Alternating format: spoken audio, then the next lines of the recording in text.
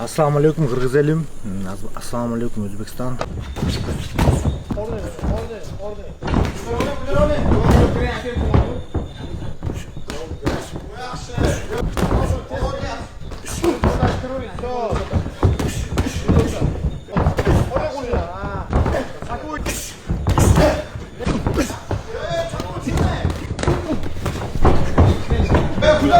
Oy.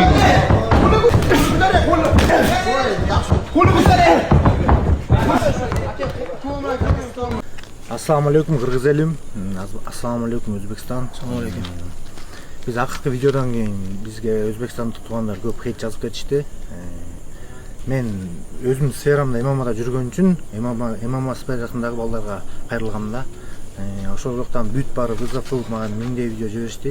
O'shoning arasidan mana bratan erkek krasavchik жалгыз братан атайын Кыргызстандан билет алып берди, бияка кел, братский спарринг кылалы деп братан менен сүйлөштүк, жакшы братан экен. Бизде hozir tashqariga chiqib video qilayotganimiz sababi ringda politsiya chaqiraman deb baqir chaqir qildi. Tailand o'zining qonun qoidalari bor. Shuning uchun bu yerda video qilyapmiz. Bu chanaqa ko'cha urish emas, bu sportivda sparring qildik.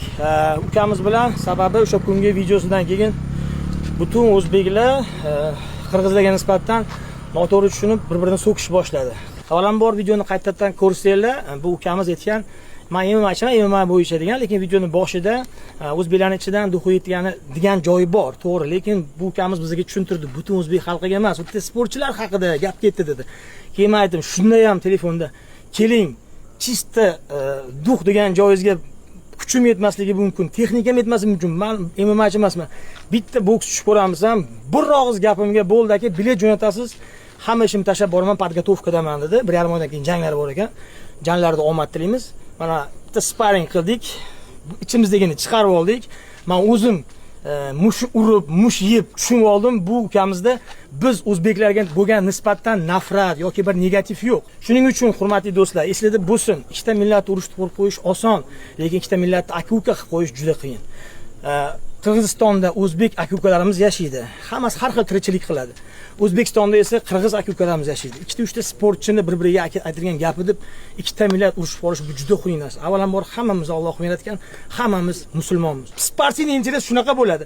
Jangdan keyin ham, sparringdan keyin ham ikkita erkak 5 tashlaydi, chunki ikkita erkak ikkita mamlakatda o'g'loni. Hech kim bir-biridan qo'rqmaydi, hech kim bir-biriga paxta qo'ymaydi. Mana 4 million, 5 million odamman bor deb men hech gapirganim yo'q. Bu ukamman bayesman deb hech gapirganim. Keling aka, 9 yetgan bo'lsa dedi, men ham chiqdim. Qo'ldan kelgancha harakat qildik. Shuning uchun qirg'izlar, o'zbeklar biz bitta xalqmiz.